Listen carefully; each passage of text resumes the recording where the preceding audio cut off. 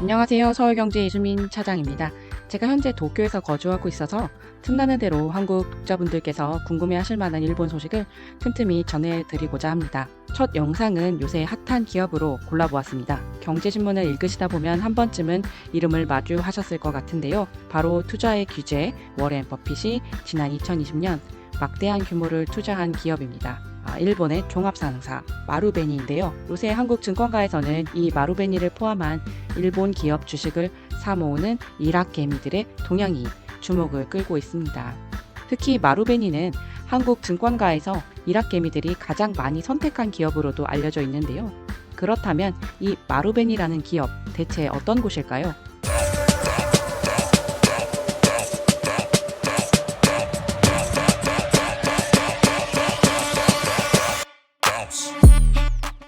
한 단어로 마루베니를 설명한다면 종합상사라고 할 수 있겠습니다. 이제는 상사가 아닌 일반 개인도 알리바바나 아마존의 온라인 스토어를 개설해 장사를 할 수 있는 시대이기 때문에 상사의 존재 의의를 이 회사가 어떻게 입증하고 있는지 궁금해지는 부분인데요. 앞서 워렌 버핏은 마루베니를 포함한 일본 5대 상사를 두고선 100년이 지나도 아니 영원히 존속할 기업이다 라고 말한 적이 있다고 합니다. 엄청난 칭찬이죠. 이 마루베니의 시작은 1858년까지 거슬러 올라갑니다. 창업주는 이토 츄베이란 사람이에요. 현재 일본 사가현 인근 지역이라고 부를 수 있는 곳에 포목상을 열어서 운영을 했다고 합니다. 이 회사는 2차 세계대전을 지나면서 합병이나 분할, 재벌 해체 조치 등을 겪으면서요. 조금 모습을 바꿨는데요. 현재 마루베니의 전신이라고 할 수 있는 회사는 1949년에 설립되었다고 합니다. 당시 이름은 과거 창업주가 운영했던 가게의 노렌이나 등에 걸려진 동그라미, 즉 마루 안에 상호명의 앞글자인 홍, 베니라고 있는데요. 이게 적혀 있었대요. 그래서 그것이 지금의 사명까지 이어졌다고 합니다.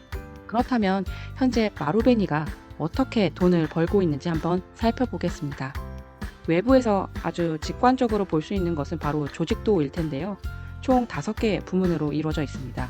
생활산업그룹, 소재산업그룹, 에너지인프라 솔루션그룹, 사회산업금융그룹, 신사업개발본부가 있는 CDIO 등으로 나누어져 있습니다. 가장 매출이나 수익 비중이 큰 곳은 바로 생활산업그룹이라고 합니다. 곡물거래나 농장개발, 비료생산, 이런 농업부문에서 올리는 매출이 아주 큰 편이라고 해요. 그 외에도 구리 광산의 탐사와 개발, 생산과 같은 업스트림에도 특화된 회사라고 합니다. 또 등산복 브랜드 머렐 들어보신 적 있으시죠? 이 브랜드도 마루베니가 전개하고 있는 사업 중 하나입니다. 상대적으로 다각화된 포트폴리오 덕분에 최근 실적이 좋았습니다. 지난 3월 결산을 기준으로 매출 9조 1,904억엔이었고요.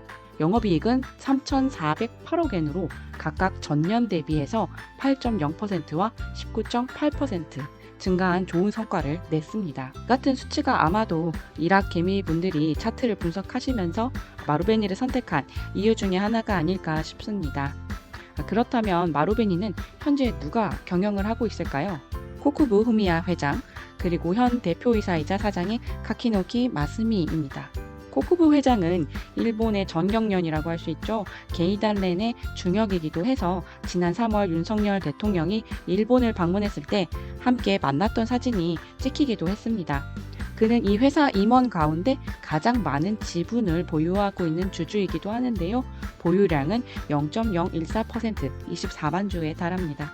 카키노기 마스미 대표이사 사장은 0.01%, 16만 7천 주를 보유하고 있어요. 한편 카키노키 사장은 자신이 몸담고 있는 이 마루베니의 종합상사 업태에 대해서 세상의 격차를 메우는 영원한 파트너라고 규정한 적이 있는데요. 이러한 그의 경영 철학을 반영하듯이 마루베니는 재생에너지나 탈탄소 솔루션, 수처리 사업 같은 새로운 사업으로 점점 그 업태를 넓혀가고 있는데요. 실제로 자사의 신사업을 널리 알리는 동영상에서 연어를 육지에서 양식하는 스타트업에 투자한 사실도 밝히기도 했습니다. 이처럼 여러 가지 분야에서 새롭게 도전하는 모습이 좀 눈에 많이 띄는데요. 마루베니가 야심차게 발표한 중기 경영 계획도 같은 맥락에서 보실 수 있을 것 같아요. 2024년도 기준 연결 순이익을 4천억엔까지 높이겠다는 것이 마루베니의 현재 목표입니다. 아울러 주주환원 정책도 강화해 나가겠다는 방침을 밝혔는데요. 이를 위해서 2024년까지 배당금의 하한선을 이미 설정해둔 상태입니다. 마루베니에 투자하신 분들께서는 좋은 소식이라고 할 수 있겠네요.